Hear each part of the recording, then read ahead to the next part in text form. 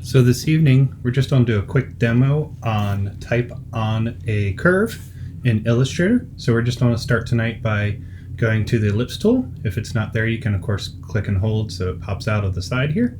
So we're going to start with an ellipse, and we're just going to do like an oval.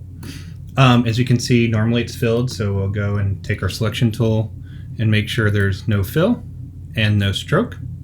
And then we're just going to go back to our type tool and then click and hold. As you can see, here's our normal type tool. And then we're going to click type on a path tool. So if we click that and click right on the path, you'll see the little pink word path show up. Just click there. It's going to dump in some dummy text like it always does.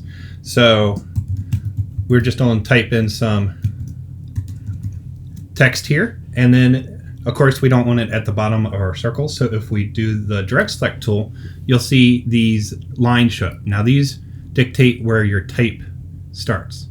So as you can see from our menu bar up here, if we're on the type tool and select all that, you can see we have left justified, centered, or right aligned, left aligned. So it's centered right now. So if we go back to here, you can see we can move our type around. So I'm just going to move the beginning one and the end one to each side. So now we have a nice easy text to read on a curve. Of course, we can go back to the text tool. We don't have to go back to the text on the curve tool to edit it. So we can highlight it. We can change this to, we'll do something, and then like Helvetica bold or something. And then don't forget also we can then stylize this. So right now, being on the curve, the letters look a little spaced out. Oh, you can see it was set to 30 by default. So we're just going to change that to 0, how that looks. And so you might need to go in here and tweak a couple of these just so they look like the letters look a little better on the curve next to each other, just so there's not some weird gaps. So you got that. So you can definitely then use your selection tool, and then you can just easily pull that around your curve as you need it. And if we wanted to do another curve, what if we want the type on the inside so it curves the other way? So again, we're going to make our oval here. We're going to make sure it has no fill, no color. We're going to select our type on a path tool. We're going to click down here in the bottom on the inside. Type in this. We're going to grab that, and we're going to grab it on the inside. So what happened here is I just took those two lines and flipped them, pulled them on the inside of the curve, in which automatically flipped the logo from the outside of the line to the inside of the line. So again, normal things, we can just highlight it and then also change font size and all that kind of.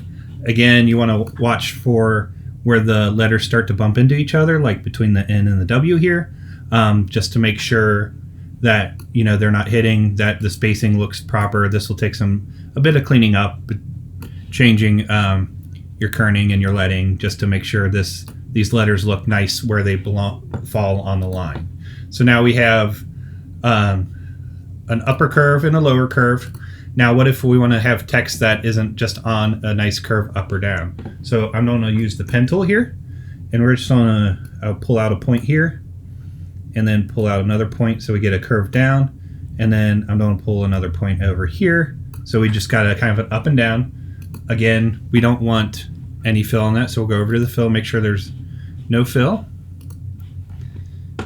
No fill, no stroke. Again, go over to our type tool, type on a path, and we're just we'll click over here, new logo.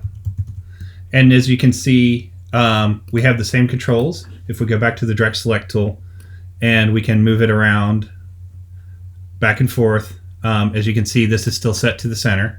So if we select it all, we can make it move to the left. So that gives us a little more freedom of if we want to decide where we want it on the curve. We're grabbing this little line right here to move it back and forth. And as you can see, you just want to kind of find where the letters look the best right here, because if we pull it too far in, the E and the W sort of make an odd space with the way these letter forms. So that's something to take in consideration if you're doing type on a line that kind of curves around. So something like this where it kind of humps up and over might look better, or something where some of the spacing looks neater, like right there. So you probably need to go back here and tweak your between your E and your W and stuff, and bring the O a little closer to the L, etc., just to tighten up this word here. But that is some simple text on a path.